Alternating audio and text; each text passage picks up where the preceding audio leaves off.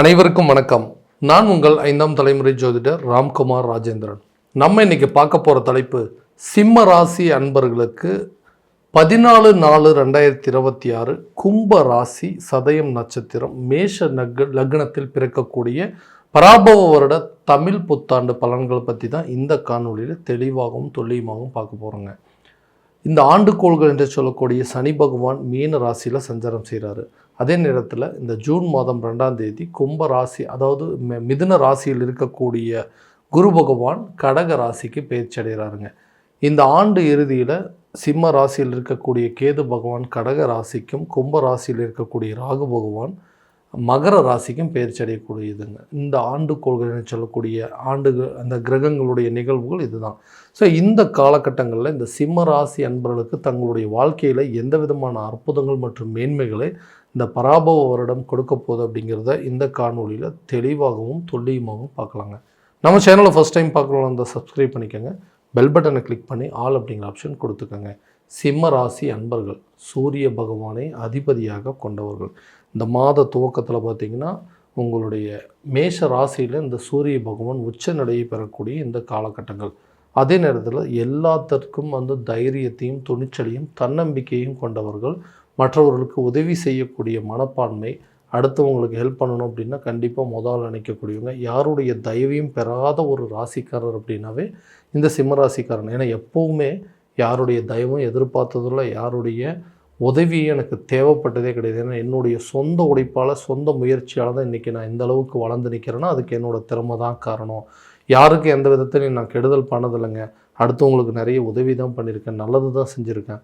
ஆனால் எனக்கு ஏன் இந்த மாதிரி நடக்குது? மற்றவங்களாம் எனக்கு ஏதாவது ஒரு விதத்தில் கெடுதல் பண்ணணும் அப்படின்னு தான் நினச்சிருக்காங்க, என்னை கெடுக்கணும் அப்படின்னு தாங்க நினச்சிருக்கிறாங்க. எந்த விதத்தில் நான் வீழ்வணும், அப்போ தான் அதை பார்த்து கொண்டாடலாம் அப்படிங்கிற அளவுக்கு ஏதாவது ஒரு விதத்தில் எனக்கு இடையூறுகளை மட்டுமே கொடுத்துட்ருக்காங்க. ஆனால் யாருக்கு எந்த கெடுதலும் செய்யாத எனக்கு ஏன் இப்படி நடந்துட்டுருக்கு?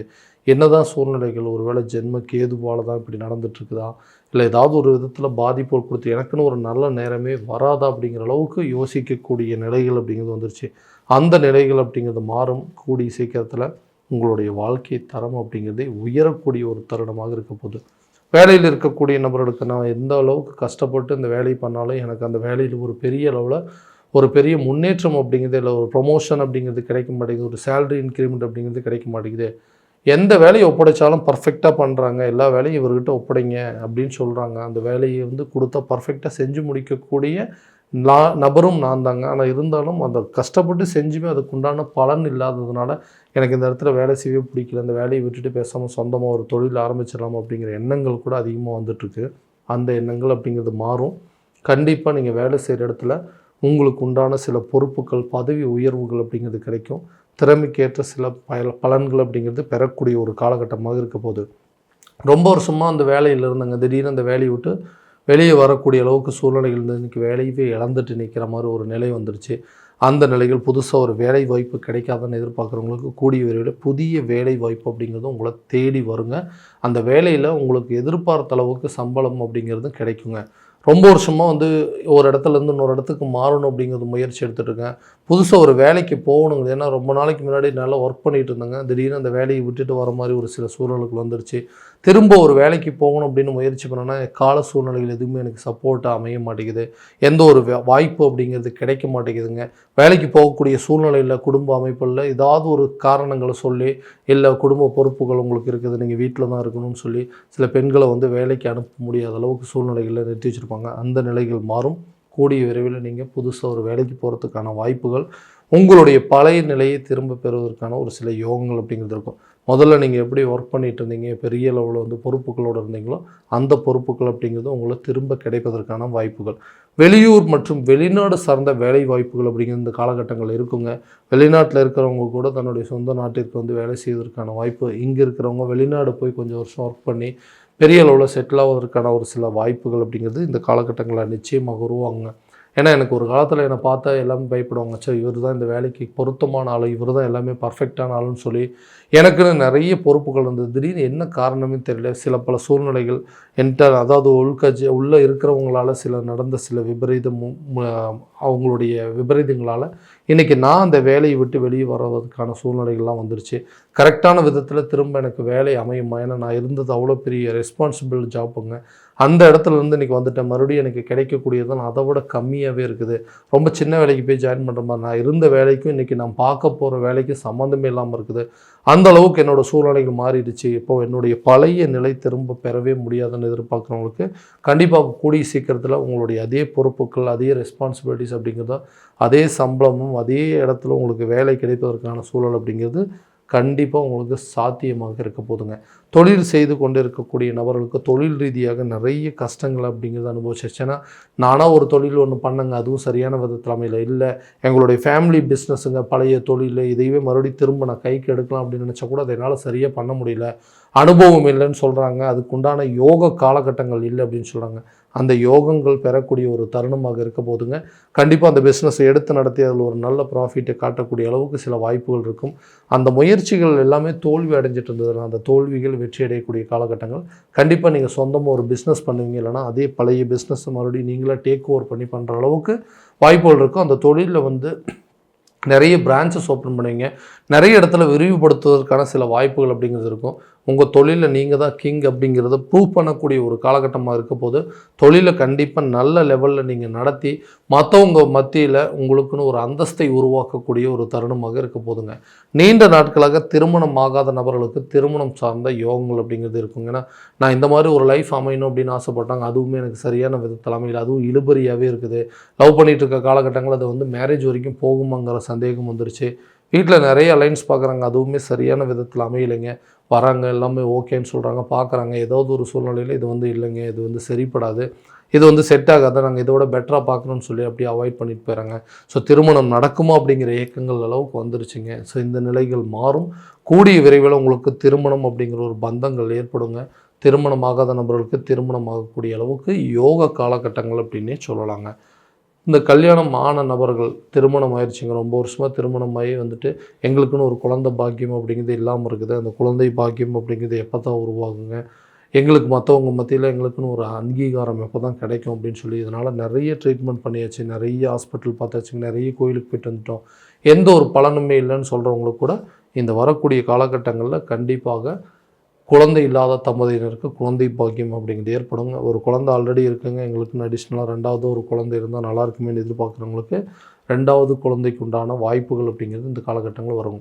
கணவன் மனைவிக்கிடையே இருக்கக்கூடிய ரிலேஷன்ஷிப் அப்படிங்கிறது பெரிய அளவில் பிரச்சனையாகவே இருக்குது. ஏன்னா எதுக்கு எடுத்தாலும் சண்டை போடணும், நீங்கள் முன்கோவம் உங்களுக்கு ஜாஸ்தி, கோவத்தினால தான் இன்றைக்கி இந்த குடும்பத்தை இழந்து நிற்கிறீங்கன்னு சொல்லி மற்றவங்க நம்மளை பார்த்து குறை சொல்கிற அளவுக்கு நானே என்னுடைய நிலையை மாற்றிட்டேன்னா எல்லாத்துக்கும் காரணம் நான் பண்ண சின்ன தவறுனால தான் இன்றைக்கி என்னுடைய வாழ்க்கையவே நான் இழந்து நிற்கிறேன், அதுக்கு எல்லாத்துக்கும் காரணமே நான் தான், எனக்கு ஒரு வாய்ப்பு கிடைக்காதா, மறுபடியும் நான் செய்த தவறுகளை திருத்தி கொள்றதுக்கு ஒரு வாய்ப்பு கிடைக்காதான்னு எதிர்பார்க்குறவங்களுக்கு கண்டிப்பாக ஒரு வாய்ப்பு கிடைக்குங்க.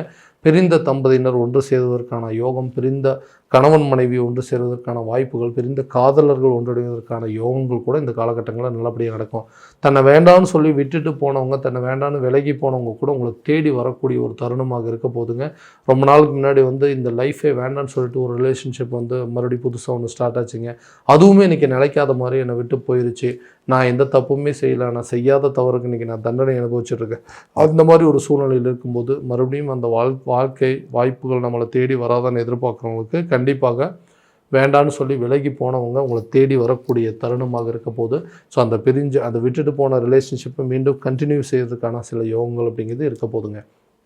சொந்தமாக ஒரு வீடு கட்டணும், சொந்தமாக ஒரு இடம் வாங்கணுங்க, நமக்குன்னு ஒரு வண்டி வாகனங்கள் இருந்தால் நல்லபடியாக இருக்கும். ஏன்னா எல்லாமே வச்சுருந்தது தாங்க, எல்லாமே என்கிட்ட இருந்தது, ஆனால் என் கூட இருக்கிறவங்க, என் கூட பிறந்தவங்களுக்கு, என்னோடய குடும்பத்துக்காக எல்லாத்தையுமே சாக்ரிஃபைஸ் பண்ணிட்டேன், எல்லாத்தையுமே தியாகம் பண்ணிட்டேங்க, அவங்களுக்காக நிறைய கஷ்டப்பட்டு பண்ணி கடனாளியாகி இன்றைக்கி எங்கிட்ட இருந்த பொருட்கள், ஒரு வீடு வாசல், அந்த வண்டி வாகனங்கள் எல்லாத்தையுமே இழக்கிற மாதிரி ஒரு சூழல் இருந்துச்சு.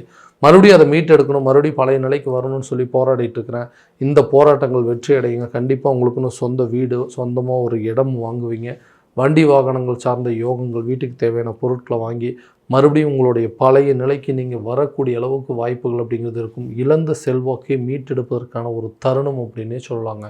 அதே நேரத்தில் அந்த ஆரோக்கியத்தில் கொஞ்சம் கவனம் செலுத்தலைன்னா ஆரோக்கிய ரீதியாக நிறைய பிரச்சனைகள் அப்படிங்கிறது வந்துருக்கும். அடிக்கடி உங்களுக்கு ஏதாவது உடல் ரீதியாக பாதிப்புகள் இருந்திருக்கும், அதை வந்து எந்த விதத்துலையும் சரி பண்ணவே முடியல, நிறைய பிரச்சனைகள் வந்துகிட்டே இருக்குது. அதுக்குண்டான ட்ரீட்மெண்ட் எடுத்துக்கிட்டீங்கன்னா கரெக்டான விதத்தில் எடுக்கக்கூடிய மருத்துவ முயற்சிகள் தான் உங்களுடைய ஆரோக்கியத்தில் நல்ல ஒரு பலன் அப்படிங்கிறது கொடுக்குங்க. உடலுக்கு தேவையான ரெஸ்ட் அப்படிங்கிறது தேவைப்படும். கரெக்டான நேரத்தில் தூங்கணும், ஆரோக்கியமான உணவு பழக்கவழக்கங்கள் அப்படிங்கிறத எடுத்துக்கங்க. ஹெல்த்தை நல்லபடியாக பார்த்துட்டிங்க அப்படின்னா கண்டிப்பாக இருக்கக்கூடிய தொந்தரவுகள் அப்படிங்கிறது உங்களை விட்டு முழுமையாக விலகும். கல்வி சம்மந்தப்பட்ட விஷயத்தில் தேவையில்லாமல் இருக்கக்கூடிய ஞாபக மறதிகள் அப்படிங்கிறது குறையுங்க. கல்வியில் நல்ல இன்ட்ரெஸ்ட் இருக்குங்க. நீங்கள் நினச்ச காரியத்தை நினச்ச படிப்பை படித்து முடிப்பீங்க. அதே துறையில் உங்களுக்கு வேலை கிடைப்பதற்கான சூழல் அப்படிங்கிறது இருக்குங்க. கவர்மெண்ட் ஜாபுக்காக ட்ரை பண்ணிட்டு இருக்கிறவங்களுக்கு கூட இது ஒரு நல்ல வாய்ப்பு அப்படிங்கிறத சொல்லலாங்க. இந்த காலகட்டங்களில் அரசு சம்மந்தப்பட்ட அனுகூலங்கள் அப்படிங்கிறது பெறுவதற்கான யோகங்கள் அப்படிங்கிறது பெட்டராகவே இருக்குங்க. ஸோ நீங்கள் படித்து முடித்த அதே டிபார்ட்மெண்ட்டில் உங்களுக்கு ஒரு நல்ல வாய்ப்பு அப்படிங்கிறது கிடைக்கும். ஸோ கடன் சம்மந்தப்பட்ட விஷயங்கள், கடன் சம்மந்தப்பட்ட விவகாரங்கள், இந்த கடன் அப்படிங்கிற ஒரு விஷயம் மட்டும் வரல அப்படின்னா இன்றைக்கி நான் இருக்கக்கூடிய லெவலே வேறு. எனக்காக எந்த ஒரு கடனும் வாங்கலை, அடுத்தவங்களுக்காக வாங்கி அடுத்தவங்களுக்காகவே கொடுத்து உதவி பண்ணி அவங்களுக்காக கஷ்டப்பட்டு குடும்பத்துக்காக கஷ்டப்பட்டு உடன் பிறந்த சகோதரன் சகோதரிகளுக்காக கஷ்டப்பட்டு இன்றைக்கி நான் இவ்வளோ பெரிய கடனாளியாகி நிற்கிறேன். அந்த கடன் அடைப்பதற்கு இன்றைக்கி யாரும் எந்த விதத்துலையும் சப்போர்ட் இல்லைனா எனக்குன்னு சில முயற்சிகள் இருக்குது, சொந்த உழைப்பு இருக்குதுங்க. அந்த சொந்த உழைப்பால் சொந்த முயற்சியால் எப்படி அதை அடைச்சிருவேன், ஆனால் அதுக்கு நேரங்காலங்கள் அமைய மாட்டேங்குதுன்னு சொல்கிறவங்களுக்கு நிச்சயமாக ஒரு நல்ல வாய்ப்புகள் அப்படிங்கிறது இருக்குங்க. பூர்வீக சொத்துக்கள் மூலமாக அதாவது உங்களுக்கு வர வேண்டிய தொகைகள் கரெக்டான விதத்தில் வரும். அதை கொடுத்து எல்லா பிரச்சனையும் சால்வ் பண்ணி இந்த கடன் இல்லாத வாழ்க்கையை வாழ்வதற்கான முயற்சிகள் அப்படிங்கிறது கண்டிப்பாக கிடைப்பீங்கன்னா நிறைய சம்பாரிச்சேங்க, நிறைய பணத்தை வந்து கடன் வாங்கிட்டேன், அதுக்கு வட்டி கட்டுறதுக்கே என்னோடய வாழ்க்கை முழுக்க போயிட்டுருக்குது அப்படின்னு சொல்கிறவங்களுக்கு நிச்சயமாக அந்த கடனை அடைப்பதற்கான வாய்ப்புகள் அப்படிங்கிறது இந்த காலகட்டங்கள் உருவாகும். ஸோ நிம்மதியான ஒரு வாழ்க்கையை வாழ்கிறதுக்கான முயற்சிகள் வெற்றி பலனை கொடுக்குங்க. இது வரைக்கும் பார்த்ததெல்லாம் கோச்சார ரீதியான பலன்கள் மட்டும்தான். இந்த பலன்கள் அனைத்து உங்களுக்கு நடக்குமானால் உங்களுடைய சுய ஜாதகத்தை முழுமையாக தெரிஞ்சுக்கங்க. அதற்குண்டானபடி சில முயற்சிகள் எடுக்கும்போது எல்லா விதமான வெற்றிகள் அப்படிங்கிறது உங்களுக்கு கிடைக்குங்க. உங்களுடைய ஜாதகத்தை எங்கிட்ட பார்க்கணும்னு விருப்பப்பட்டீங்கன்னா கீழே தெரிகிற நம்பருக்கு கான்டாக்ட் பண்ணி அப்பாயின்மெண்ட் ஃபிக்ஸ் பண்ணிக்கோங்க. அப்படி இல்லையா உங்களோட ஜாதகத்தை வாட்ஸ்அப் மூலமாக வச்சுச்சிங்க அப்படின்னா தெளிவான முறையில் கணிச்சு துல்லியமான பலன்கள் அப்படிங்கிறது உங்களுக்கு தெரியப்படுத்தப்படுங்க. மீண்டும் அடுத்த காணொலியில் உங்களை சந்திக்கும் வரை உங்களிடமிருந்து விடைபெறுவது உங்கள் ராம்குமார் ராஜேந்திரன். நன்றி.